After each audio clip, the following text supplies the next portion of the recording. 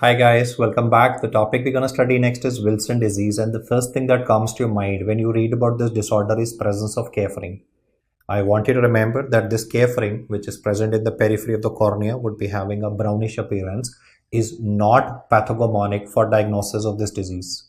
Yes, not pathognomonic. Please remember, if KF ring is given in a question in a combination with neuropsychiatric manifestations, then it has 95 to 98% accuracy or sensitivity for diagnosis of Wilson. But if it is given alone, then I want you to remember that KF ring alone can also be present in chronic cholestatic disorders of the liver. One of them is primary biliary cholangitis, which is also called as primary biliary cirrhosis and is discussed in the app separately.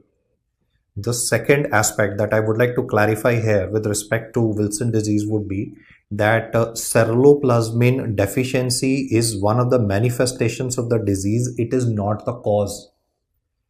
Do not answer ceruloplasmin as the investigational choice or screening. I will teach you what is the screening test, what is the investigational choice, but I have seen a lot of students casually answering ceruloplasmin for diagnosis of Wilson. I want to tell you the fact that ceruloplasmin has least utility for diagnosis of this disease. Why that is so is because ceruloplasmin can be lesser even in patients of alcoholic cirrhosis, simply because the liver is damaged, so the synthesis of proteins produced by it will also be lesser.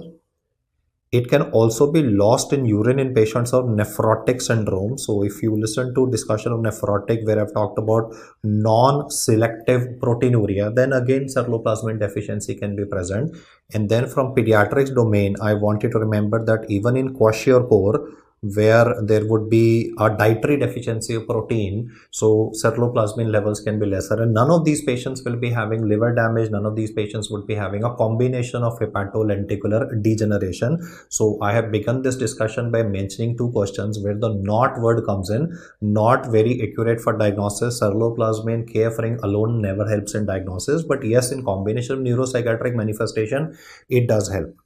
Now we look at some more background information, that is how much is the total body copper and how much should we be eating every day, because it's anyway an important micronutrient, especially with respect to electron transport chain. The total amount of copper in the body ranges about 50 to 100 milligram, and we eat copper on daily basis in nuts and legumes. So obviously if a person is not eating proper diet, the copper intake can be relatively on the lesser side. But assuming that we are having an upper socioeconomic individual and he's having absolutely no nutritional deficiencies, no food faddisms present, so we are assuming is eating normal amount of copper. Why am I talking about this specifically? Because there's a disease by the name of Indian childhood cirrhosis. You see, poor families in India, they might be storing water in brass utensils, and brass is an alloy of copper. So therefore, if you store, let me say, the milk of the baby in a brass utensil, or you're storing water in a brass utensil, then the dietary intake of copper will be higher than the specified amount, and the person could be having damage to his liver. Cirrhosis will occur. But in patients of Wilson disease, the amount of copper consumed on daily basis is perfectly normal. The absorption from the gut is also perfectly normal, but still the liver is damaged. You see, if I say to you that somebody is having enhanced dietary intake of copper and the damage is occurring in the liver, understandable. But in Wilson disease per se, the amount of intake as well as the part that is mobilized to the liver is perfectly fine. In fact, once it goes to the liver, the copper is bound to a protein that is called as metallothionein. If you just read the name metallothionein, metal word is there, so it's binding to copper, it is assimilating the copper in the liver so that we do not have copper causing damage to the hepatocytes. This copper is subsequently metabolized or I would say channelized to the distal circulation with help of ceruloplasmin, because after all the tissues will be requiring copper. I told you one of the important requirements for copper would be in the electron transport chain. Now the problem in Wilson disease is that everything is normal till now, but there is a defective excretion. See, my point is input is there, but output from the liver is not there. There is a defective biliary excretion. So we need to understand why is there a defective biliary excretion, and this could be due to genetic reasons.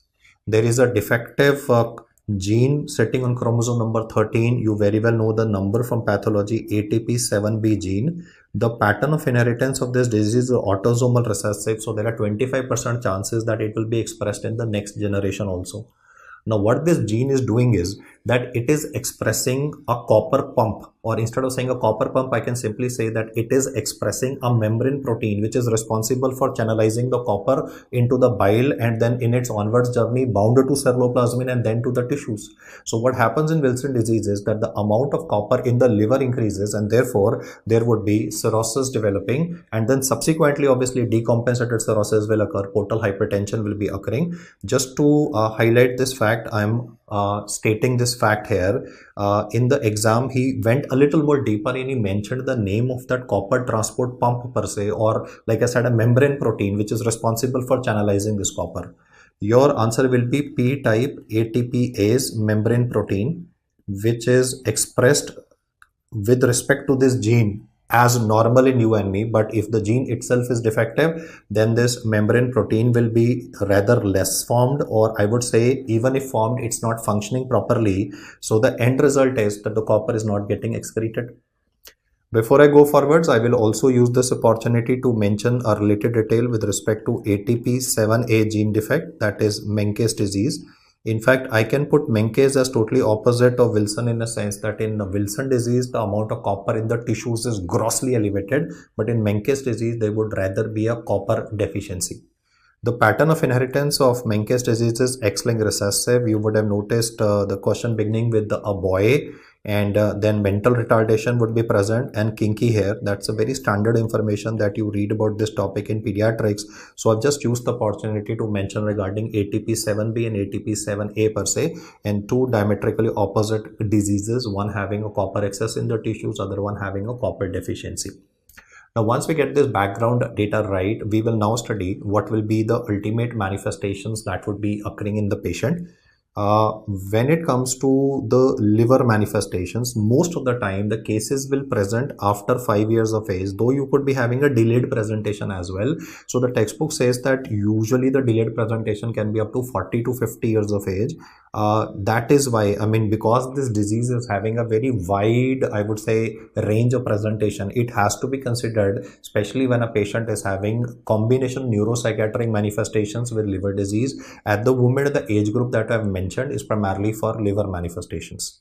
In fact, this patient who's initially a child only, since then he had to go to the hospital multiple times. So therefore this child will become habituated to seeing doctors, or he will be getting habituated to getting an IV cannula pricked. So you will notice that this child will be rather cooperating with you because of the repeated hospitalization. The liver of this child will be affected. So the presentation will be that of chronic hepatitis. So they can be icterus, there could be deranged liver enzymes. And initially I might think that this could be simply a viral hepatitis.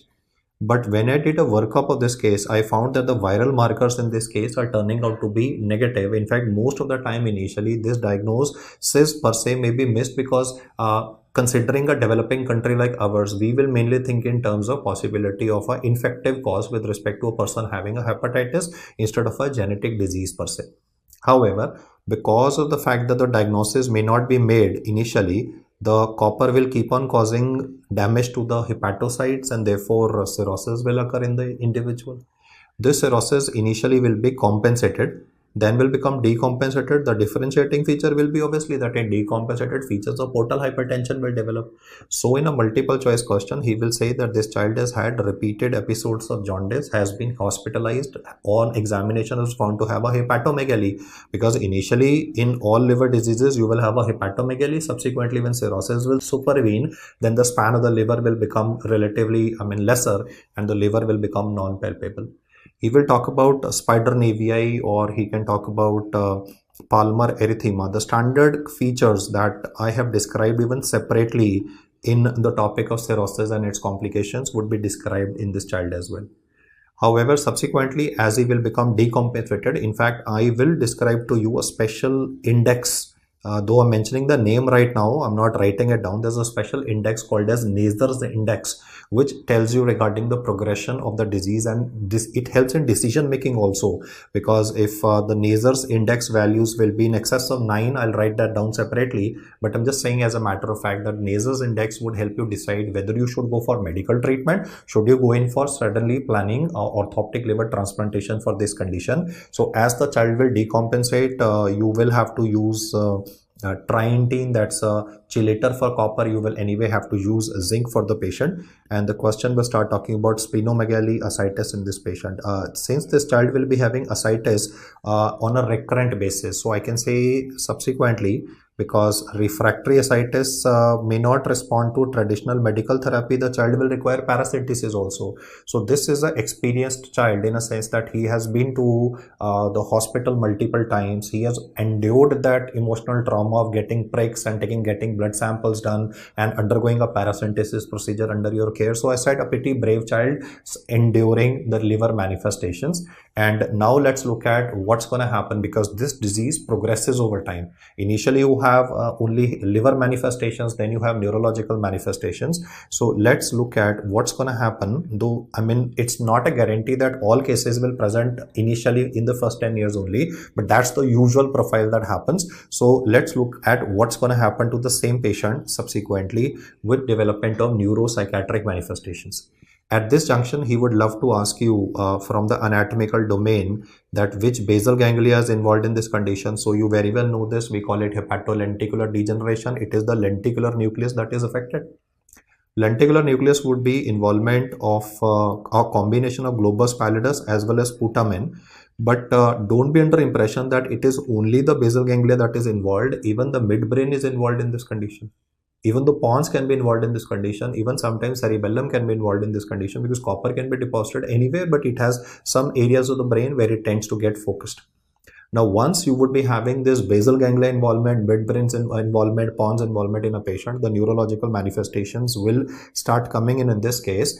And the MCQ can talk about what will be the earliest neurological feature in this patient. It could be a combination, it could only be neurological, it could be initially only psychiatric manifestations, or it could be a combined presentation as well. So let's just focus on isolated neurological manifestation first. You see, when I was a student your age, I used to study about dystonia. Definitely, we get dystonia, but dystonia would mean the patient will be having basal ganglia manifestation. So that's going to cause bizarre posturing, like, dystonia related to the neck, dystonia related to arms. That's very late. So if he talks about what's the early movement disorder that would be seen in these patients, your answer would be a presence of an asymmetrical tremor. I can say casually Parkinson-like illness can be found in patients of Wilson disease. Obviously, Wilson disease occurs in pediatric age group, or let me say in teenage age group, maybe in late of, I would say, even sometimes as late as 20s also. But when it comes to Parkinson disease, it's anywhere disease that is very concentrated in geriatric population. So once we have these asymmetrical tremors, he would try to, put up information like resting tremor, or for that matter of fact, they could be postural tremor, or they could even be kinetic tremor. When the patient is trying to do something, like this child is writing, because of the tremor, the handwriting will get distorted, and the school teacher is thinking that he's deliberately having a poor handwriting because he doesn't feel like giving an exam. So the teacher told the parents of this child that since he was performing badly in a written exam, let me actually ask a oral exam. That means she will be doing a viva for this child. Now we all know from medical college experience that viva is something that we all dread. But here this child, he's a brilliant child, right? He's good at school, or average at school, but he is not able to communicate properly because of the dysarthria related to the rigidity of the vocal cords as well. So the teacher thinks that he is doing all this deliberately. He was a brilliant child initially, but now the school grades of the child are gradually decreasing. Apart from this, since some psychiatric manifestations will also develop, so let's look at, what would be the psychiatric manifestations, and one of them would be, very in your face kind, where the teacher will feel, I would say, offended. Like this boy is 15 years of age and he is sitting in the class and he urinated in the class. Now, I'll put it like this. If somebody passes urine, whether a child or an adult, I'm talking about even a child 8 to 10 years of age, if he or she passes urine in front of relatives, the child will feel embarrassed. the child will try to change his clothes. He will try to hide that fact. But this child is definitely not bothered about it. So the teacher, who's obviously not going to have an insight into all of this, is totally aghast at the fact that the child, she's complaining to parents, your child urinated in the class and he's not having any shame, not having any guilt. He's not even trying to clean himself. So disinhibition would be seen, and that disinhibition would mean obviously this child can get in problem with authorities with respect to obscene behaviors being made to the people of the opposite gender as well. And when you scold this child, you will notice that sometimes he will be very cold to you. You know, you are wondering, I'm scolding a child and he's very cold, he's totally cool. It's as if you're not having no effect on him. And sometimes just without a reason, like the teacher is teaching in the class and the child has started crying, emotional ability. So sometimes it would be, without a reason he's crying, and sometimes you're scolding him for a genuine reason and he is least bothered. So that kind of manifestations, neuropsychiatric manifestations, along with liver damage, should always make you think in terms of possibility of Wilson disease in a patient. And in some books, they also mention about chorea and ethiotosis, though nowadays, because we are able to identify this disease relatively early. So chorioethitoid movements per se are relatively lesser as compared to what it was relatively earlier. Then these children might be complaining of migraine-like headaches. I'm not saying migraine, I'm just saying pulsatile headaches would be experienced by this child, and temper tantrums, especially in front of parents. So any of these could be described. In fact, most of the time in the NEET exam, when they have given this question of Wilson disease, they begin the question by describing these problems of the child due to which there is a social maladjustment. He is not able to adjust into the school. And then they tell you that this child has also been hospitalized previously with respect to requirement for paracentesis, because he was having massive ascites, he was having a medically refractory ascites. Another very important feature that will come up now and will tell you that yes, I'm reading about Wilson disease or I'm diagnosing Wilson disease in a patient would be that hepatocytes are now loaded with iron, and some of those hepatocytes will get destroyed also. You see, I can just say like this, that when blood will move over this liver is getting loaded with copper, and just symbolically I'm showing when blood is flowing over this liver per se, then this RBC is getting exposed to higher concentrations of copper. Why? Because the hepatocytes are dying also now. Once the hepatocytes are dying, therefore there would be a release of free copper in the blood. This free copper is getting deposited in the basal ganglia, but even free copper will be toxic to these red blood cells. Because of the damage to the red blood cells, therefore the next manifestation that will be written will be hemolytic anemia. First time when we read it, it looks a little surprising for this topic that we are having anemia in Wilson disease. Yes, that is true. Hepatocyte damage, free copper in the blood, and therefore, in fact, in Wilson disease, every time there's a hemolytic episode, because copper levels will gradually start increasing once the hepatocytes getting destroyed. So therefore, serum copper will be increased in these patients in the initial phase of the illness. But in the later part of the illness, what's going to happen is all this copper will go and get deposited in the tissues. Listen to my words very carefully. In the initial part of the illness, serum copper is going to be ultra high. It will go and get deposited in the tissues. It will be lost in the urine also. So in the late phases of the same disease, you will notice serum copper will become less. Why less? Because it will be lost in the urine, it will be deposited in the tissues. Please appreciate the fact that Wilson is a disease of excessive copper in the tissues per se, right? In the tissues per se. In questions, instead of writing the word hemolytic anemia, obviously he can write the word Coombs negative hemolytic anemia as well. So one, I want you to remember, not only in the exam can he ask about a combination of liver with neurological features, but he can talk about hematological manifestations as well. As the copper levels in the blood will spike, they will also start getting deposited in the joints in the synovium. So therefore, there might be mention of premature osteoarthritis. This child initially maybe was good in sports, or he at least tried to participate in sports, but now because the knees of the child are hurting, so any kind of physical activity will definitely cause pain and the child will definitely not be very comfortable. And now KF ring will also start making its appearance. You see, when it comes to KF ring, what happens is that it is present as early as maybe 10 to 12 years of age, but is not visible. Why that is so is because of the fact that most of the time when the KF ring begins to develop, it develops in the upper part of the cornea, and you very well know that upper part of the cornea, upper 2 mm, is not visible to the naked eye. because it is covered by the upper eyelid.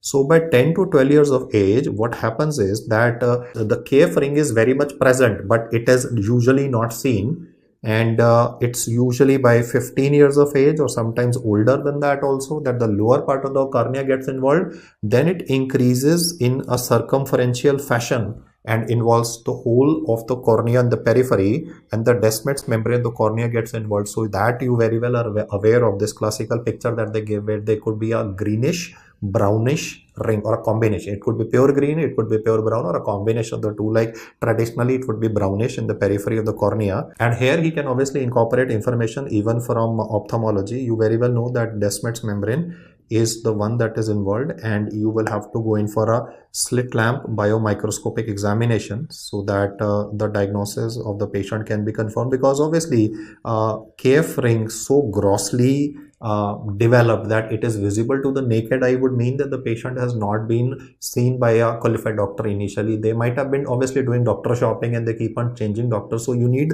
the same doctor to evaluate this patient over a decade, because manifestations, I said, developing in the first 10 years of age would be related to liver disease. After 10 years of age would be specifically with respect to the neurological features. So you need the same physician or at least the same unit of the hospital monitoring this patient so that you are able to make a diagnosis. And it's a gradually progressive disorder. If you are having combination of KF ring and neurological features together, then 2 plus 5, they have approximately a 95 to 98% accuracy for diagnosis. I've already sensitized you to the fact that KF ring alone will never be sufficient for diagnosis of this condition. In the later part of the illness, just for completion's sake, I would also like to mention that dystonia will occur. In fact, the question can also be asked as what are the common movement disorders that are seen in this condition. So if he says early, then for early always answer asymmetrical tremors. If he says late, it would be dystonia developing. And apart from this, I can also write one more word here, incoordination. That incoordination could be explained by involvement of the basal ganglia, and even the cerebellum can be involved. So from the movement disorder perspective, I want to repeat this fact again. From the movement disorder perspective, tremors, incoordination and dystonia, you can remember TID, tremors, incoordination, dystonia are the three movement disorders. I'll repeat the statement once again. Tremors, incoordination and dystonia are the three movement disorders that are encountered in these patients, and most of the time nowadays we are able to identify the disease earlier, primarily because of I would say improvement in technology, as well as at the same time improvement in our diagnostic skills also. The sixth manifestation is I would say a little rare, but it still makes sense to discuss it. This patient's nails, if you examine, you will notice that the lunula of the nail, you see, if you check out your nail, the lunula of the nail will be white in color. But in this particular case, you will notice that the lunula will not be white, it will be blue. I'm not saying that the patient is having blue nails, or I'm not saying that there is cyanosis in the patient. All I'm saying is when I'm examining the nail, the distal plate of the nail is, whitish or grayish like in all of us. But the lunula, which is fairly white in us, is going to be blue color. So that's why the word given is azure nails.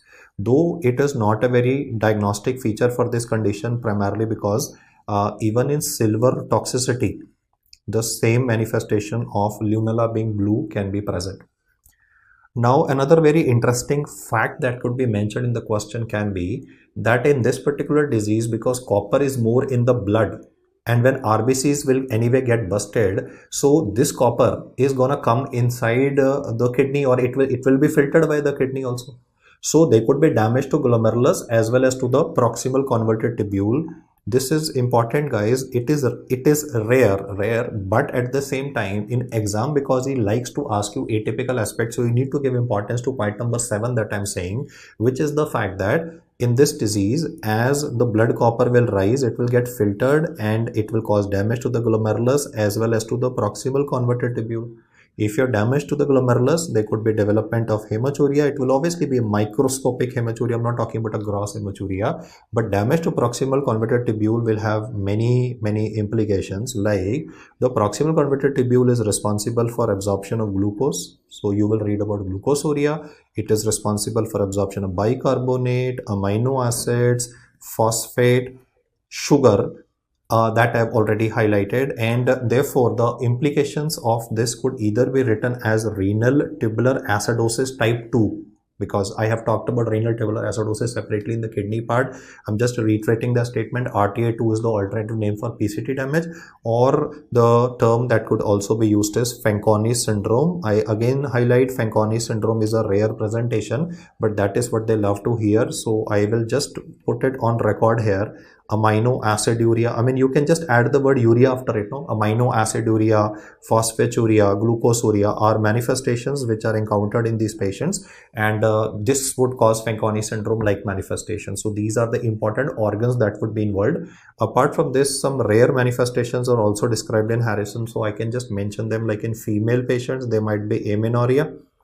The next manifestation is gender insensitive, in a sense both men and women can be affected. These are again very rare manifestations but are given, so I'm just mentioning about them. That is cholelithiasis and nephrolithiasis. It looks surprising, but then again I can say toxins being present in the body, stasis of secretions can be present, stasis of bile can be present, so gallstones can be present, kidney stones could be present, and then even cardiac involvement, though again it's very rare, because I will compare this with hemochromatosis. In hemochromatosis you always study restrictive cardiomyopathy, but here I'm not talking about any restrictive cardiomyopathy. All I'm saying is cardiac involvement in this case may occur and may cause conduction defects. That conduction defect could be either in the form of a bradyarrhythmia or could be in the form of a tachyarrhythmia, but you will not be having that stiffness of the ventricles and features of restrictive cardiomyopathy or Kussmaul sign being described for patients of Wilson disease.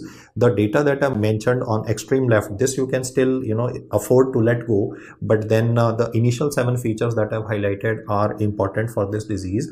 And as I said, the disease not only involves the lenticular nucleus, but it also causes involvement of the midbrain as well as of the pons. So we get a very classical radiological finding that is called as face of giant panda.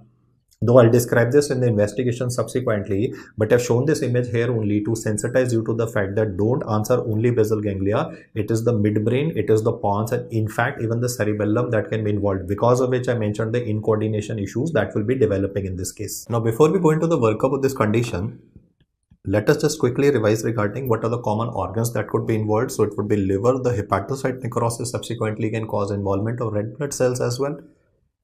All this extra copper will go and cause substantial amount of damage to the basal ganglia. Kidneys can be involved. I said that's the rare, but renal tubular acidosis type 2 can occur. Nails can be involved. Even joints can be involved. So you could be having osteoarthritis like manifestations. And then eye can be involved. That is the cave ring. For the liver involvement, initially he could talk about icterus that is developing in the patient. Viral markers are negative, enzymes are elevated. There would be a waxing and a waning course, chronic hepatitis, but later stages it could be compensated and decompensated cirrhosis developing serially. Pallor will be described in the question. Basal ganglia manifestations would mainly be in the form of movement disorders. 3 movement disorders are present. I'm writing the commonest one and the earliest one, tremors, then can be incoordination, later can be dystonia. Metabolic acidosis can be described, or he can just mention amino aciduria, phosphaturia present. Nail involvement would be blue nails, azure nails, though this is again rare but still worth the effect. I would say worth reading. Joint involvement is osteoarthritis, then would be cave ring. Alone is never pathognomonic. So I think we are done with which are the organs which are involved. Now, why I did this activity is primarily to sensitize you to the fact that in the later part of the discussion, I'll be talking about hemochromatosis. In hemochromatosis, we also need to compare what are the organs that are involved, because the questions that will usually be asked will say all organs are involved in Wilson, all organs are involved in hemochromatosis except, so we need to get the baseline data correct. You see, you all read about bronze diabetes, which means that the iron is damaging the beta cells of pancreas, which results in insulinopenia. So type 1 diabetes will be one of the manifestations. I never spoke about pancreas involvement with respect to Wilson disease. Then skin would be involved. When I say skin is involved, it may not be exactly a bronze color. It might be written as a slate discoloration, or it might be written as a gray discoloration of the skin. Why this occurs is because of overexpression of melanin, and this melanin is more because the melanocytes are getting irritated by the extra iron which is present. And then obviously liver would be involved, so that will contribute to cirrhosis, though in this condition even higher incidence of hepatocellular carcinoma is present. The fact that I want you to understand is, on a comparison basis, what are the organs which would be involved in Wilson serially. Like we talked about, the liver involvement followed by blood involvement, then the blood is going to carry it to the brain. So that's in sequence that I've highlighted in comparison to that of iron manifestations or iron toxicity manifestations. With this in place, I'll be now more comfortable explaining the workup of this condition to you. So the question will say, what is the screening test? I have already sensitized you. Do not answer ceruloplasmin. Your answer would be given as 24-hour urinary copper. Why? Because after all, hepatocytes are getting destroyed. So blood copper will increase and therefore urinary copper will increase. You don't need to remember the values that I'm writing here before you. That is more than 100 microgram in a 24-hour timed collection. But sometimes these values may come normal also. Why the values will come normal is because of the fact that the total collection, 24-hour collection, was not made properly. If you are going to under collect or you're going to over collect, the values can definitely be affected. So therefore, in those circumstances, we can be doing a challenge test here that is called as D-pencilamine challenge test. The point is, D-pencilamine is a chelator for copper. So it's going to bind to this extra copper which is present in various tissues of the body, like in the liver or maybe basal ganglia. And therefore, after giving this D-pencilamine for a day and then subsequently evaluating urinary copper, you will find that the values will definitely rise. Though, I mean, this D-pencilamine has its own side effects also. It can damage the kidney. In this disease, already kidney is damaged. So, I'm not saying that this is a very accurate method, but yeah, it increases the diagnostic sensitivity of the test per se. Now, how do you confirm the diagnosis? It will obviously be a standard liver biopsy, and we will be going in for estimation of hepatic copper content, and the pathologist would tell you how much copper is present per dry weight of the liver. When you read the textbook, it will say estimation of hepatic copper content. Please remember, we are going to quantify that there is how much copper present. If he simply wants to touch your baseline knowledge, he might just say what are the stains which are available for identification of copper in the tissues. In fact, I can just put that up as a question to you guys so that you can prompt it. Obviously, it's not a live class, but still you can prompt it. What are the stains that you've read for copper staining? I again want to say, if you demonstrate copper in the liver, that does not mean it is Wilson disease.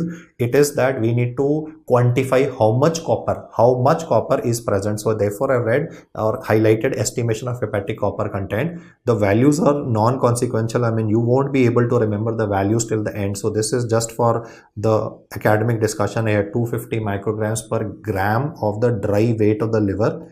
And by this time, while I'm writing it, I'm very sure all of you are done with what are the common stains that we use for copper. Like you read about Von Cosa for calcium and stuff like that. Similarly, can you tell me stains for copper, guys? Okay, one of the stains for copper would be rhodamine. Yes, rhodamine. And the second one is rubianic acid.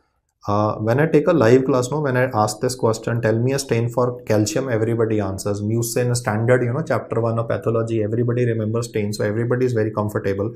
But when it comes to, per se copper, I usually find people drawing a blank. So I thought I'll just ask the same question here.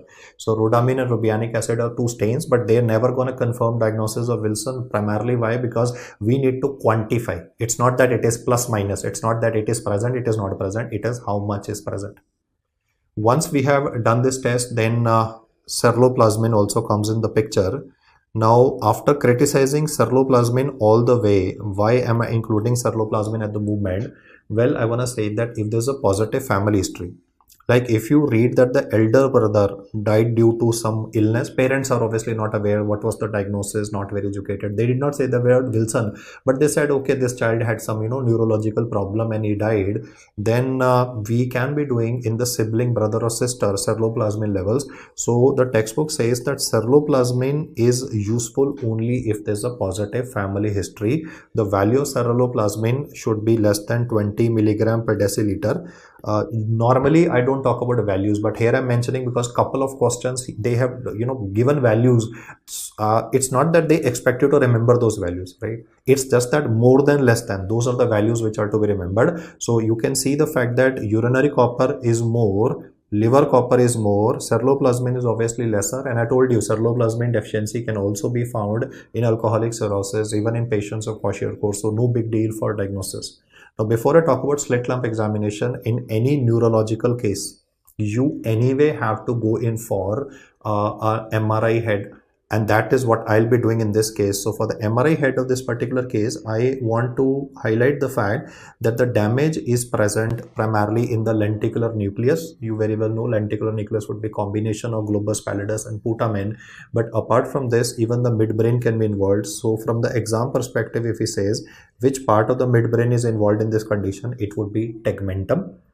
Then even pars reticularis of substantia nigra. You see, substantia nigra is the one that we read with always Parkinsonism. So that's why I said no, Parkinsonism like manifestations would be described in this patient. Then in the midbrain, another area that is involved is superior colliculus. I want you to remember these names as well. I'll just use an alternative ink to highlight. The names are tegmentum, then is going to be pars reticularis, substantia nigra, superior colliculus are also involved in this patient. Even pons can be involved, even cerebellum can be involved, but the involvement of these three, why I've written, is because they are responsible along with the lenticular nucleus involvement for that classical face of the giant panda appearance. You see, a panda's eyes would be having this blackness present, and even if I erase this information from here, if you look at the image, very classical one, especially these areas that I've highlighted, right, related to the lateral ventricles and third ventricle is where copper is deposited. Therefore, the fourth investigation for this patient that we have discussed is MRI head. When I say face of giant panda, it also gives me opportunity to discuss some accessory aspects as well. You would have read about panda sign even in sarcoidosis, no? Here I'm saying face of giant panda, but otherwise you read about panda sign multiple other scenarios as well. So let me just highlight them. Panda sign would be with respect to especially the involvement of the lacrimal glands, non-caseating granulomas. So nowadays we do not do a gallium 67 scan. This is old information, but is still present in MCQ books. So I thought I'll just bring that to your notice, that you read about panda sign and lambda sign, especially with respect to sarcoidosis. Another point I want to highlight is panda sign is also read by you with respect to trauma. In fact, in Bailey and Love, there is a image of a lady who has had an anterior cranial fossa fracture and she's having raccoon eyes. So instead of saying raccoon eyes, they might even use the word panda sign as well. So this is with respect to trauma, and I can say next statement without writing, raccoon eyes without trauma can be found in amyloidosis, because in amyloidosis the blood vessels will become, the cutaneous blood vessels will become weak because of deposition of amyloid protein, so they become easily rupturable. So easy bruisability can cause raccoon eyes even in amyloidosis as well. But with trauma, obviously, we will be getting this classical panda sign. So two medical disorders where we read about panda have been highlighted, but face of giant panda is primarily for Wilson. The fifth investigation that I'm going to order for this case is a slit lamp biomicroscopic examination. It will take a long time for the KF ring to become visible to the naked eye. And this is usually about 15 to 20 years, in some cases even the second decade onwards. So that is why, we need to be sure. If he says, how do you confirm that this is Wilson disease, along with liver biopsy, one more test can be done. And considering nowadays scenario where patients are very inquisitive with respect to the fact that why is they always ask you, sir, why is this happening, why is this happening with me? So you need to be obviously telling them that this is a genetic disorder because of which the copper values are elevated. You've already demonstrated copper is more, but now the relative is saying, sir, why? So you need to do a DNA testing in this case for ATP7B gene. And if this is given in the question, then I'll say that this is to be given priority over even a liver biopsy, because you see, liver biopsy is an invasive test. And it's not that patient will refuse an invasive test. If somebody is suffering, he will anyway give consent to it. But if you can find out the genetic reason behind a particular disease, then even if I'm not saying that liver biopsy should not be done. What I'm saying is that even if liver biopsy report is not available due to technical reasons, but genetic testing is available, the genetic testing for any disease will be having much more higher credibility for diagnosis. So in older MCQs, you will always notice liver biopsy being being answered as the gold standard test for the patient. Even I mentioned it as the investigation of choice, but at the moment I'm highlighting that if in the exam you get a question in which liver biopsy is also given and DNA testing is also given, then first bet on DNA testing and then on liver biopsy. In ideal clinical practice, combination of the two, because we like to supplement, right? I would not like to go in isolation. I would like to supplement the two and be rather 100% sure about my diagnosis. So that's why I'll be doing this. In some MCQs, he might actually just try to play a trick here by writing the word haplotype testing in the siblings.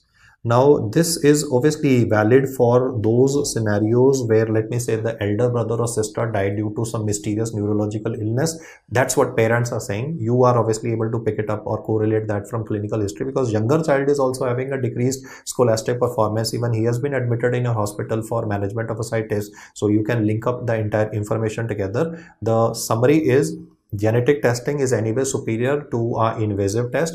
These are the sequence of tests that we'll be writing for a patient of Wilson disease. Let us now look at what will be the treatment for these patients, where we'll be using zinc, trientine, penicillamine is given in Davidson, but is not recommended in Harrison. In Harrison, there's a table in which penicillamine, D-penicillamine is given as a second option as a chelator as compared to trientine. So let's look at how we will be strategizing the treatment for this case. From the treatment perspective of this patient, if he begins the question by saying that the patient is having liver involvement, which is mainly in the form of compensated cirrhosis or hepatitis or a maintenance drug which is to be used, then your answer would be given as zinc acetate.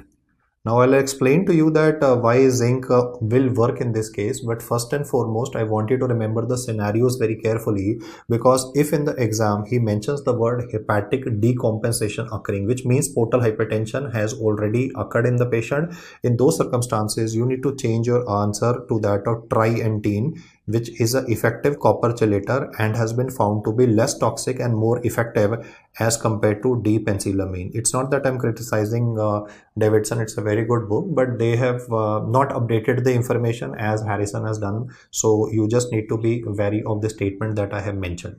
Another aspect to be remembered is, in the exam, he might say that the patient is having neurological features already at the time of diagnosis.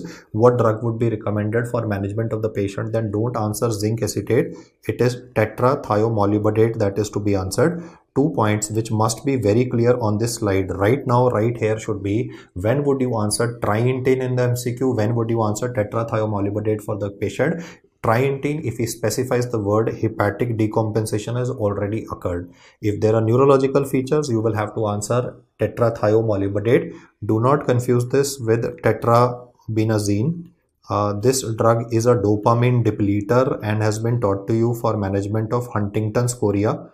In neurology, I've talked about an autosomal dominant disease, which would be having even an anticipation the disease will become much more severe with every generation. So do remember the closely matching words per se. Now, how does zinc work?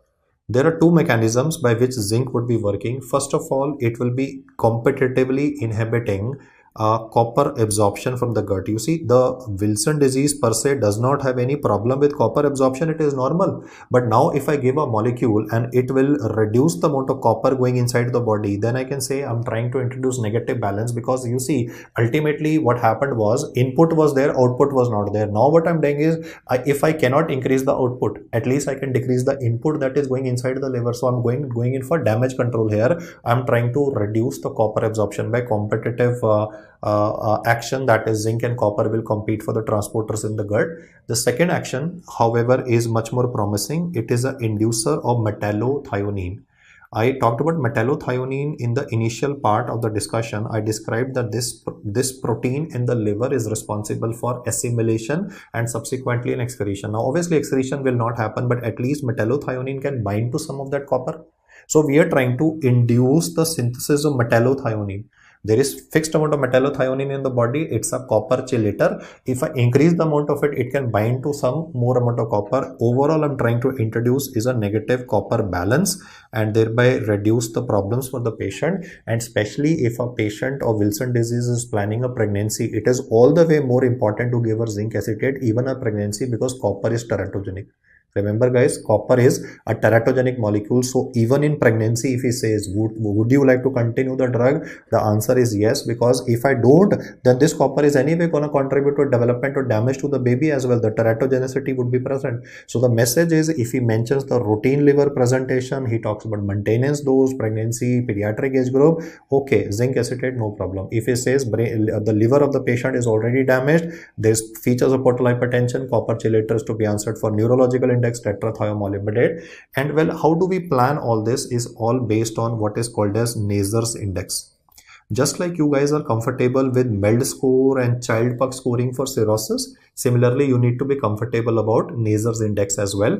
Let's look at the parameters on Nazar's index. The parameters are serum bilirubin, then would be international normalized ratio, that is prothrombin time, then would be SGOT, which is also written as AST. The mnemonic for this can be BIT, but you see, bilirubin and INR is no big deal. You very well know in all liver scores, BIL and INR will anyway be present. The only extra thing that you need to remember is it is SGOT which is present here. Nazar's index values can definitely vary. You don't need to remember the values. Like in alcoholic hepatitis, I have talked about Madry's discriminant score. I have highlighted the fact that if this value goes more than 32, or if MELD score is more than 17, then we need to give steroids to a patient of alcoholic hepatitis. So the values are not important. What you need to understand is that why is this Nazar's index used? It is basically to strategize that if a person is having derangements in these parameters, should I go in for medical treatment, which I discussed in the previous slide, or should I straight away register this patient for orthoptic liver transplantation? I want you to remember that the main function of Nazar's index would be to decide whether or not a patient should be listed for liver transplantation. Just on comparison's sake, let's have a look at child puck score as well, the components and the MELD score component, though I'm very sure you remember them right now, but it's always a good idea to keep on practicing on a regular basis. When it comes to MELD score, the components would be bilirubin, international normalized ratio, and creatinine. And MELD score is used primarily in cases of fulminant hepatic failure to decide the need for orthoptic liver transplantation. Madry's discriminant score is given in alcoholic hepatitis, so you can go through it there. But then we also study regarding child puck score for grading the severity of cirrhosis and deciding again the need for liver transplantation. The components in this particular case would be bilirubin and prothrombin time, which are standard, that is international normalized ratio. But then 3 A's would be coming up, and let's just quickly fill up those A's as well. It would be albumin. In any chronic liver disease, albumin values will begin to reduce. Half-life of albumin will be ranging between 14 to 21 days. Some books say 18 to 21, some say 14 to 21. Then another A that would come up would be because of albumin being less, ascites would come up. And along with this, because ammonia will not be detoxified and not converted into urea, ammonia intoxication will contribute to asterixis in a patient. If the score on child puck is more than 7, then again you need to list up the patient for orthoptic liver transplantation. Values, mathematical ones, you are gonna definitely have initially a tough time to remember, so I would suggest you to note them down separately. Cutoff values, when would you start steroids for alcoholic hepatitis? That is, if you are interested in remembering the values. Most of the guys, they just listen to that once, forget it, because in exam they don't ask you about mathematical values to be remembered. How much is 24 urinary copper, how much is ceruloplasmin, doesn't matter.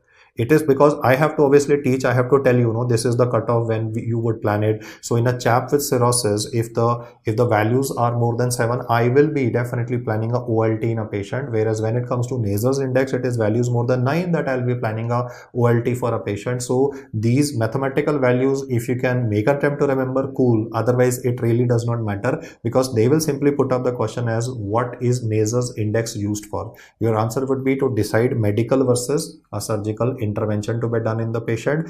More importantly, from the pharmacological domain, they will try to incorporate words like a Wilson disease patient with chronic active hepatitis, zinc.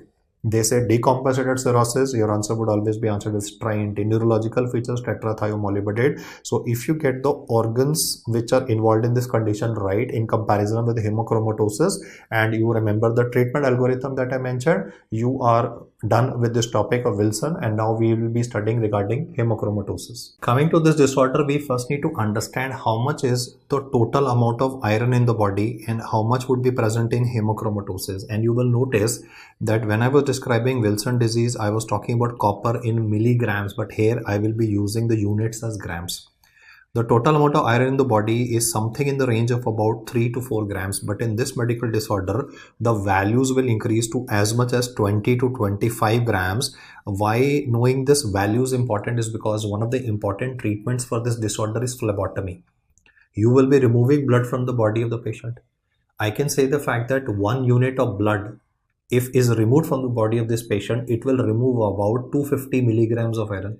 So if you do the mathematics here, if 1 unit will remove 250 milligram, then you will require at least 100 phlebotomy sessions to remove this excess 25 milligrams of iron in the body. And this is gonna be a fairly long process. It's gonna be a fairly, I would say, emotionally traumatizing journey for the patient, because to endure 100 phlebotomies is definitely, I mean, that will require a lot of mental strength on the part of the patient, and you as a physician to keep on motivating the patient so that he can come for recurrent treatment. I will also talk about iron chelators which are available for this condition, and especially I will describe iron chelators for management of secondary hemochromatosis. But when it comes to hereditary hemochromatosis, where there is a genetic predisposition that increases the amount of iron in the body, how that happens I'll explain to you. But the amount of iron in the body in primary hemochromatosis can be fairly substantial to the level that you will have to perform phlebotomy / or a combination of phlebotomies with the iron chelators for the patient. Let's have a look at some more baseline information here. You very well know that iron is absorbed from the duodenum, so we can take this as a representation of one of the cells of the duodenum, and we are having iron in two forms. One is Fe3 plus, second is Fe2 plus. There's a special transporter which is present on the luminal side, and the name of this transporter is divalent metal transporter 1. You very well know about this importer / transporter from, I would say, the physiology perspective. So what this divalent metal transporter will do is it will help in movement of this Fe3 plus into Fe2 plus. At this, the query of yours would be that, sir, you said divalent, so isn't it supposed to help in absorption of only Fe2 plus? You see, in the diet, both Fe2 plus and Fe3 plus forms can be present. Yes, it primarily helps in involvement, or it's mainly involved in transportation of Fe2 plus, but it also helps in Fe3 plus also. How? In the duodenum, there is another enzyme present by the name of duodenal cytochrome B, and what it does is it helps in conversion of Fe3 plus into Fe2 plus. So the final message is DMT1 plays a role in transport of both Fe2 plus. Fe2 plus it will transport directly, but for Fe3 plus it will take the help of this duodenal cytochrome B enzyme present on the luminal side, so that ultimately both will be absorbed. Now this Fe2 plus has to be moved on to the contralateral side. That is, I said importer, now I'm talking about exporter, in a sense that this Fe2 plus has to be sent out so that it can bind to transferrin. So what I'm showing here is another transporter in color blue, which is called as ferropoltin. You need to remember the names here, that when it comes to DMT1, it's on the luminal side, whereas when it comes to ferropoltin, it will be present on the contralateral side of the cell and is responsible for escorting this Fe2 plus, which will now be incorporated into transferrin. But now there's an important step that will come up. This Fe2 plus, whether you eat food that contains Fe3 plus or Fe2 plus, ultimately it is absorbed in the body in the form of Fe2 plus, but for it to bind to transferrin, it has to be converted to Fe3 plus. And here this conversion is based upon another product which is called as ceruloplasmin. So we read about ceruloplasmin in Wilson disease also, but now I'm teaching you that ceruloplasmin plays a role in conversion of Fe2 plus into Fe3 plus.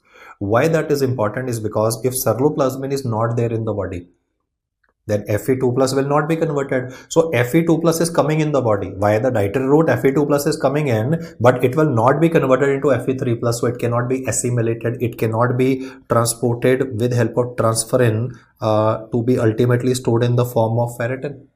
Therefore, Fe2 plus will keep on accumulating and will contribute to hemochromatosis. So per se, this disease is not only going to be related to genetic reasons, but I mentioned another rare cause for it. I will write down the name subsequently: aceruloplasminemia. Every time you read this disease, aceruloplasminemia, what the thought process of yours would be that Fe2 plus is coming in the body but is not getting assimilated, so it will keep on accumulating in the tissues. Now, where does this ceruloplasmin come from? It is obviously produced from the liver. And where does transferrin come from? Transferrin also comes from the liver.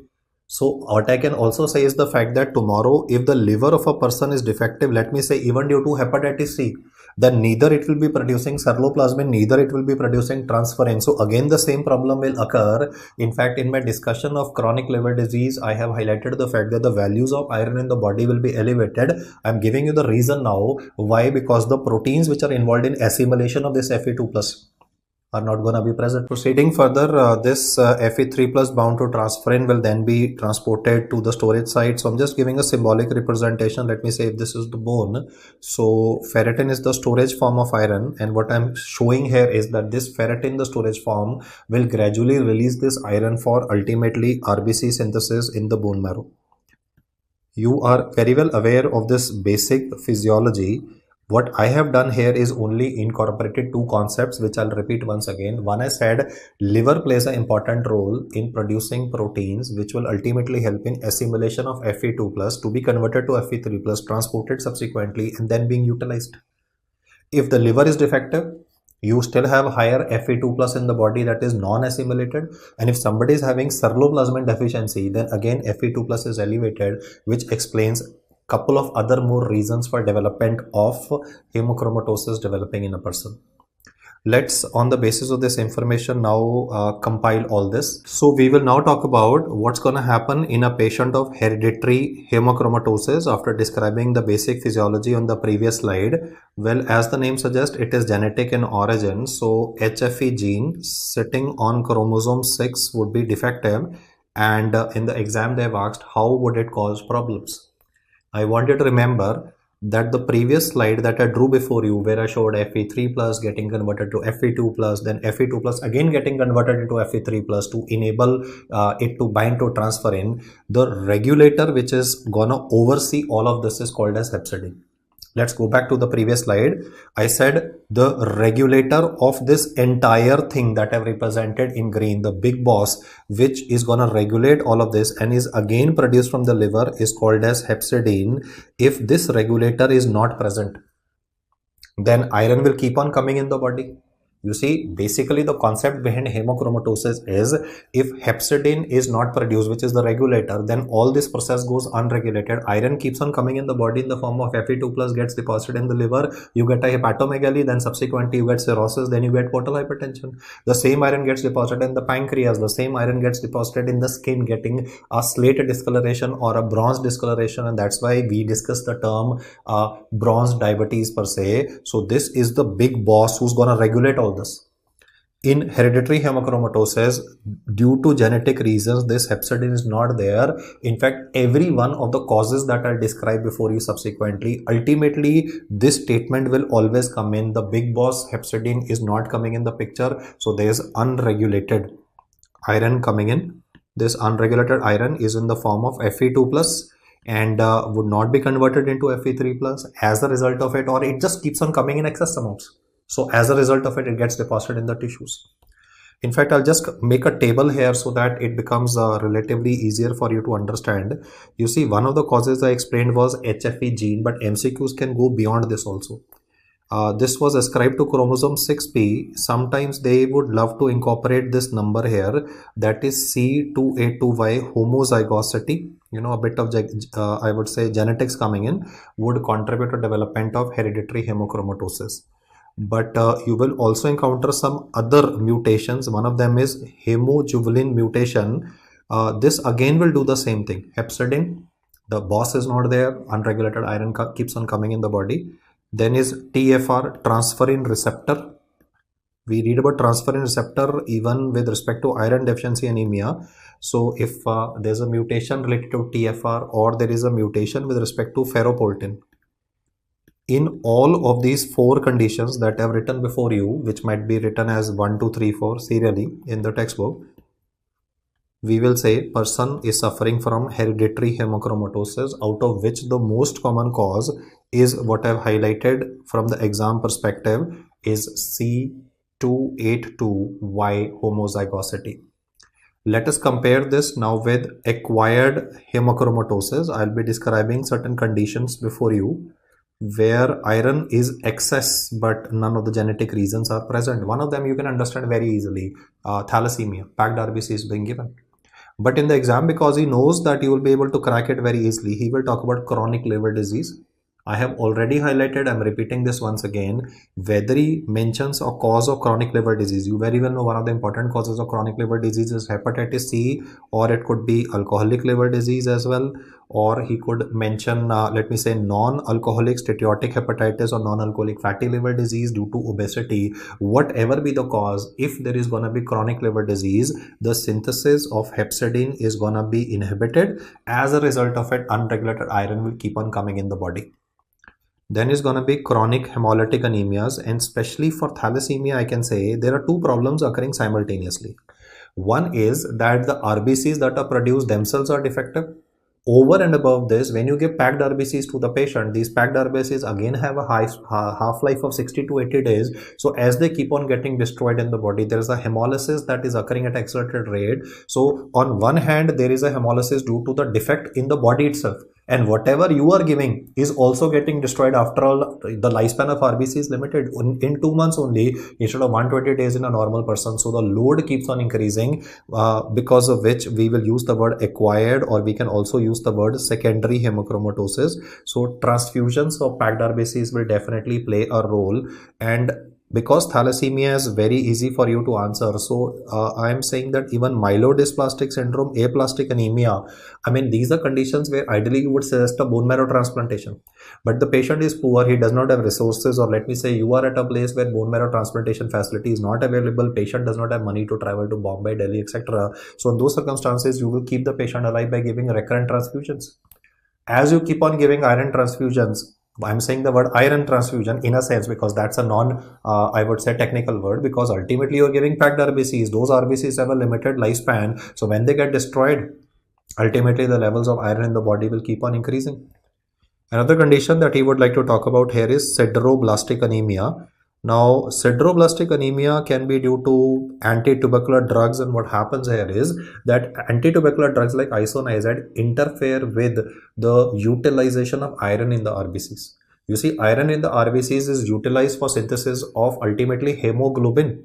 Iron is blue in color and hemoglobin is pink in color. What's going to happen in sideroblastic anemia is that the blueness inside the RBCs is going to be present because iron is going to be unutilized. The reason for that could be toxicity by isoniazid, it could be toxicity by lead, but if you're going to be having iron-rich RBCs, then these iron-rich RBCs are again going to contribute to excessive iron load in the body. So what I've highlighted here before you is 4 mutations related to hereditary hemochromatosis in comparison to acquired hemochromatosis, and one miscellaneous cause that I've already explained is, though I did not write it, I'm now using this opportunity to mentioning it, that if you are reading a disease by the name of aceruloplasminemia, then if I go back to the initial slide, all I need to do is put a line over this to say that if ceruloplasmin is not present, Fe2 plus is coming in, not getting utilized, gets deposited in the tissues, and most of the time in this disease, it is the small joints of the hand that get involved initially. I'll write down the statement subsequently, but I'm saying it verbally at the moment. If the question says which is the organ that is involved most commonly in this condition, liver.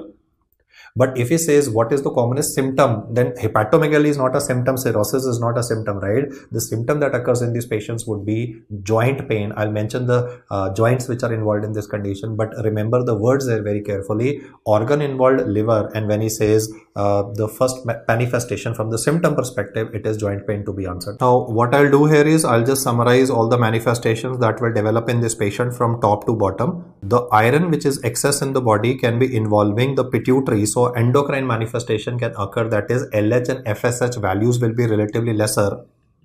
And if LH, FSH are lesser, then estrogen, testosterone, depending on the gender, will also be lesser. So he will talk about hypogonadotropic hypogonadism.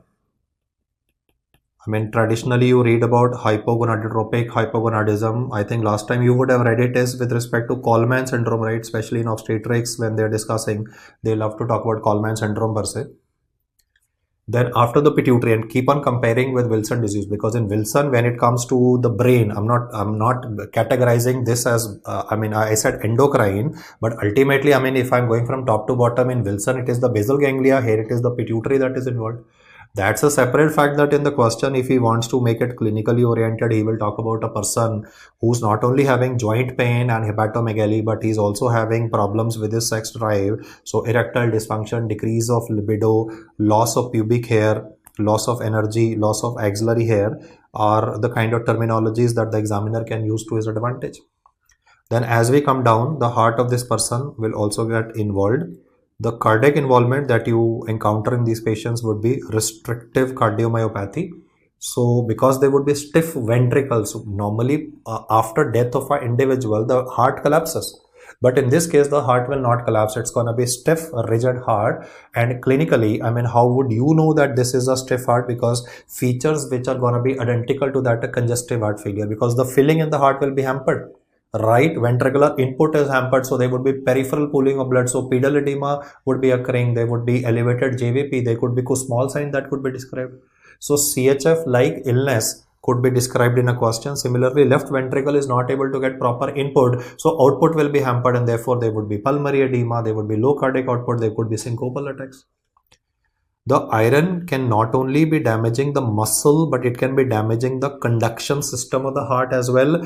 It can contribute to tachyarrhythmias, and it can also contribute to development of heart blocks as well.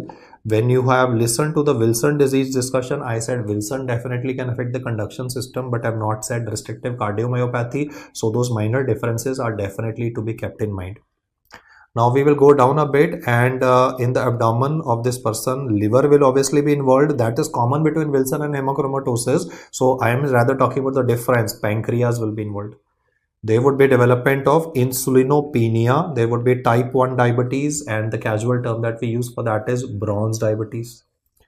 Joints are anyway involved in this condition, so arthritis will be a manifestation, and most of the time the arthritis which occurs in these patients will be involving the joints of the hands. Now in the MCQ, if he says which are the common joints which are involved, then it is second and the third metacarpophalangeal joints which would be involved. This would be a erosive arthritis. So because of this, he can mention words like ulnar deviation of the fingers. So I mean, you read about ulnar deviation of fingers in rheumatoid arthritis, but then you don't read about pancreatic involvement, you don't read about diabetes mellitus, and to read about pituitary involvement in rheumatoid arthritis is very, very unlikely. So when you put the questions information in the right perspective, you will be able to identify this disease. Similarly, the extra iron will be deposited in the skin. It will irritate the melanocytes, because of which the production of melanin will increase. So hyperpigmentation, and most of the time in the exam, if he writes the word like bronzing of the skin, or he writes the word slate colored discoloration of the skin, or gray colored discoloration of the skin, it would be a little difficult for you to pick up, because traditionally we are looking for the word bronze per se. So therefore they are going to use words like hyperpigmentation, slate or gray discoloration, but you have to remember that in the right perspective. And obviously the liver of the patient is involved, so initially you will be having an increase in the liver span, you will be having a hepatomegaly. But as the disease progresses, there would be stigmata of compensated cirrhosis like spider nevi, or Dupuytren's contracture, or I can say development of palmar erythema. But later stages you will be having caput medusae, varices developing, variceal bleed developing in a patient, refractory ascites developing, requiring large volume paracentesis. So liver is anyway a common organ that would be involved in these patients. And even if you treat these patients, one manifestation that will still persist in spite of treatment. In fact, it progresses in spite of treatment. So it definitely needs a special mention. I want you to remember here the fact that when it comes to arthritis, this particular manifestation, small joint involvement, will persist and progress in spite of the therapeutic treatment which is being done in the patient. In Wilson disease, when you treat the patient, no, normally liver manifestations stop or progressing at least. I'm not saying they're going to reverse, because damage to the liver may be irreversible, but the liver manifestations will stop progressing by approximately 6 months, and the neurological manifestations definitely regress by something like 2 years. I'll just go back to the previous slide and put that on record also, that in Wilson disease, following this medical treatment / liver transplantation, whatever, liver manifestations definitely begin to reduce, or the severity of hepatitis will begin to reduce. This is in the first year. And in the second year, it is the neuro manifestations which will usually begin to reduce. Even the KF ring of the patient, I'm not saying it's going to disappear completely, but KF ring is also, though in some reports it is said KF ring will remain static, but KF ring might even begin to reduce as well. Similar to what I have said here, in hemochromatosis, in spite of giving medical treatment, we find the fact that the arthritis component tends to remain the same. There's no regression. Unlike in Wilson, where I said, there's a regression. The significance of knowing this fact is what improves in Wilson, what improves in hemochromatosis. Everything improves in hemochromatosis except the joint involvement, which tends to deteriorate subsequently. And I have already highlighted, if he says what is the most common symptom versus most common organ involved, then the answer will vary. There is another change in the current edition of Harrison, which he mentions that the leading cause of death of these patients, in fact, I should highlight that also. The leading cause of death in these patients earlier used to be mentioned as development of liver cancer, hepatocellular carcinoma. Yes, it can occur. Any patient having a liver damage, liver cancer can occur. But in the current edition, he mentions that heart failure is one of the important causes why these patients will die. The commonest organ involved in these patients happens to be the liver. So you get a hepatomegaly initially. And if he says which is the commonest symptom, then it is arthralgia followed by hyperpigmentation. I have mentioned both of the terms here. Though hyperpigmentation is mentioned in the inferior part of the slide, I have mentioned bronzing of the skin definitely occurs. The prevalence wise, the data given in the textbook is arthralgia, hyperpigmentation. The figures are about 95 to 90% cases. 95% for arthralgia, 90% cases for hyperpigmentation. So these are the manifestations from top to bottom that you need to remember.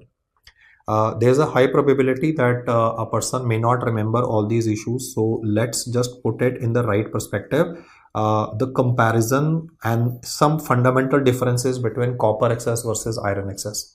In iron excess, you read about pituitary damage, hypogonadotropic hypogonadism, whereas when it comes to Wilson disease, you don't read about pituitary involvement, but it is lenticular nucleus that is involved, midbrain is involved, pons is involved. That explains the giant face of panda appearance as I highlighted, and therefore movement disorders will be occurring in the patient, whereas I did not describe any movement disorder for hemochromatosis. Then on the left hand side, it is pancreatic involvement, which is very specific. Type 1 diabetes mellitus will occur. We don't read about type 1 diabetes mellitus as a presentation of Wilson disease. Cardiac involvement in this case would be restrictive cardiomyopathy. Cardiac involvement, heart involvement can occur in patients of copper excess, no doubt, but restrictive cardiomyopathy is not reported. And I've highlighted overall the leading cause of death when it comes to left hand side. Would be mainly features of congestive heart failure, which is a marked difference from the older editions where they mainly used to talk about liver damage, chronic liver disease followed by hepatocellular carcinoma. I would suggest you to note it down by yourself, though it's lots of you might be using printed notes, but the message is that if you are going to be reading this information simply by keeping the notes in front of you, it might not be retained for a long duration. So if you note it down, then the chances of you retaining the information improves, because you are doing a visual input, auditory, you're listening to me, you're noting it down as well. So your hand-eye coordination will improve. I want you to develop a capacity where you are able to write as fast as you are able to speak. Ultimately, if you achieve that skill, that means that you know your stuff, you know your topics. That's why you can write fast. Otherwise, and that comes with practice, believe me. It's not going to be possible first time, but with sustained efforts, I'm very sure you guys will be able to pull this off. So let's now focus on the workup for management of this patient. I will be doing a iron profile where I'll be checking for serum iron, TIBC, serum ferritin, and percentage saturation of transferrin. in the exam, if they ask you single best answer for screening test for this condition, then your answer first would be given as percentage saturation of transferrin. Though in Harrison, they have mentioned the both together. In the flow chart as well as in the theory part, they mentioned that percentage saturation of transferrin and serum ferritin both should be done. The values of percentage saturation of transferrin will be elevated. Serum iron is anyway gonna be more in any patient who's having a iron overload. Serum ferritin values are exceptionally high and they can reach up to 1000 to 6000. I mean, you can understand the significance of the mathematical values that I'm writing here. I mean, it will contribute to substantial amount of iron induced damage causing fibrosis in organs like the liver and the heart are one of the important organs which are affected. So therefore, I will have to institute therapies to lower the amount of iron in the body. Why I first mentioned, I mean, a lot of students put up this question, sir, if both are given, why did you first mention percentage saturation of transferrin? Then my point is that serum ferritin is also a acute phase reactant. Apart from that, I mean, such a substantially high values will take some time to rise. So if I'm getting somebody who's having a serum ferritin which is double triple, since it's acute phase reactant, I may not give too much of importance to it. But yeah, percentage saturation of transferrin along with the serum iron values will definitely help you identify this, and the TIBC values will definitely fall because TIBC shows an inverse relation with serum ferritin. Other investigations that would be done would be HbA1c, because I want to see what the severity of insulinopenia contributing to hyperglycemia in this patient. For the cardiac involvement, I'll be doing an echocardiography. As I told you that in this condition, there would be stiff ventricles, filling will be compromised. So when I look at the values with respect to left ventricular end diastolic volume and then compare that with the stroke volume as compared to a normal individual, the values will definitely be lesser, because the patient will be having a pain in the joints of the hand. So it would be imperative to perform a radiological examination detailing the joint pathology, which is usually the second and the third metacarpal space that is involved. Now, once we have done a workup, it would be time for treatment, and the primary treatment for patients of hereditary hemochromatosis would be answered as phlebotomy. This will be a very challenging task because first time when you explain the procedure to the patient, he says, sir, you want to remove blood from my body. He says, sir, I have read that in hospitals you give blood transfusion. I as a person, as a non-medical person, know that hospitals give blood. You are saying you're going to remove my blood. So I'm going to tell him, yes, because you are having extra iron in the body. So I am supposed to remove the iron in the form of your blood, because 1 unit will be removing approximately 200 to 250 milligrams of iron, and the iron load in this condition can be substantially high, going up to 25 grams as well. So it's a very uphill task, as I mentioned right in the beginning, that first is obviously convincing the patient, and second would be obviously ensuring that they keep up with the follow-up part and they keep on coming on a regular basis. So phlebotomy is the main treatment, but along with this, iron chelators will also play a role. In fact, iron chelators are all the way more important, especially for secondary hemochromatosis, because if a thalassemia child is receiving packed RBCs and those packed RBCs of yours are causing him to develop diabetes, the parents will definitely argue, sir, if you knew that this complication will cause diabetes in my child, you were treating one condition, right? It's anemia of thalassemia that's being treated, but you're giving a second disease to my child. So we definitely can prevent that manifestations of acquired hemochromatosis, secondary hemochromatosis, by using iron chelators. So what are the approaches that are available with us? One of the standard drugs which is available is deferoxamine, and this is available in the form of a subcutaneous infusion. Now, subcutaneous infusions are definitely not comfortable, painful, definitely yes. So we are also looking for oral drugs. One of the oral drugs which is commonly used is deferoxacirox, and another one is deferiprone. Obviously, these drugs will also be having side effects. GI intolerance would obviously contribute to patients not being compliant with it. But then I would like to highlight the fact that if he specifically mentions thalassemia patient, or if he says secondary hemochromatosis, or he says acquired hemochromatosis, what would you recommend for the patient? Then iron chelator, because in thalassemia, obviously, we are not going to remove blood from the body of the patient. The definitive treatment for thalassemia is bone marrow transplantation. Now, if that's not possible to keep the child with thalassemia major alive, you have to give repeated packed RBCs, and every packed RBC will pump in iron into the body. So these patients can definitely end up with development of bronze diabetes. So to prevent that, I mean, definitely drugs can be used, but for hereditary hemochromatosis, it would be phlebotomy that will be used. So this was a quick comparison between Wilson and hemochromatosis.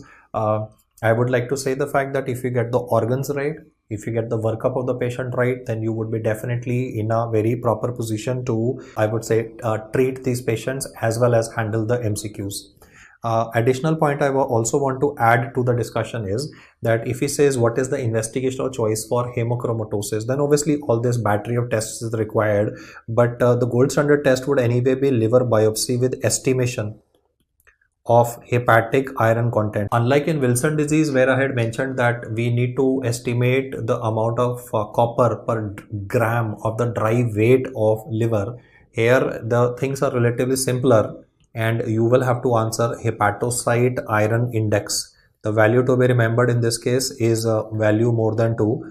I mentioned this in the end just to make it very clear before you that in the questions he may not actually incorporate the amount of iron per gram, but he might just mention HII, that is hepatocyte iron index. Values more than 2 are suggestive, and as I've highlighted, this discussion took a while, but the comparison from top to bottom, if you are able to handle, then you are on your way to definitely cracking questions on this topic. Thank you so much for your patience and hearing me out, and all of you are gonna do great. So keep hammering, keep the focus on.